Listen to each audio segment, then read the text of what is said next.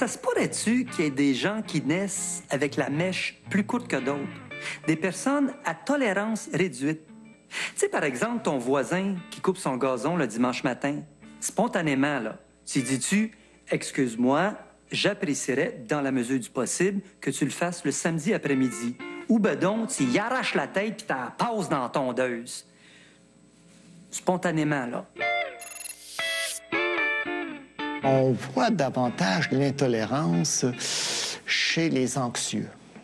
Personne anxieuse recherche l'homogénéité, craint l'inconnu. Chez les anxieux, écoutez, on va avoir le paranoïaque. Le paranoïaque, lui, s'enferme dans un bunker. Et le monde est coupé en deux. Il y a les blancs d'un côté, les bons, lui, un style le Jedi, Luke Skywalker, et il y a les noirs de l'autre, les pourris, Darth Vader. Et ça le rassure énormément, parce qu'il n'y a pas à se poser de questions sur le gris. Bon, on reconnaît beaucoup la personnalité intolérante par son refus du débat et par le style péremptoire. C'est-à-dire, elle va affirmer des choses. Alors, il n'y a pas de questionnement. Elle va dire « Moi, je le sais, moi, je connais ça, moi, je peux te le dire. » Les choses sont faites de telle façon. Le monde fonctionne de telle façon. Alors, ce sont toujours des affirmations très catégoriques, dites avec beaucoup d'assurance. Mais ce qu'il faut comprendre, c'est que l'assurance de ces gens-là masque leur anxiété.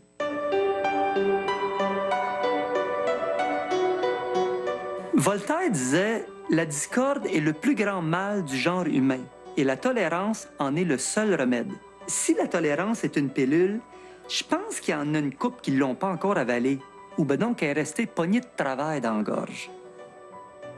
La tolérance est une vertu difficile. Je pense que c'est plutôt une vertu du fort. Premièrement, parce que il y a un travail sur soi. On a tous un fond d'intolérance, en ce sens qu'on a tous peut-être une réaction affective première à la différence, qui en est une de refus.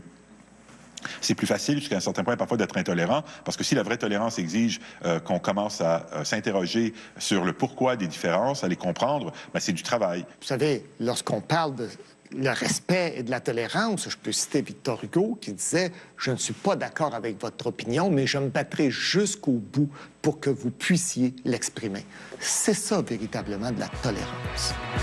Qu'est-ce qu'elle fait là, toi? Avance! Gros épais! Gros épais! Ah ouais? Qu'est-ce qu'elle fait?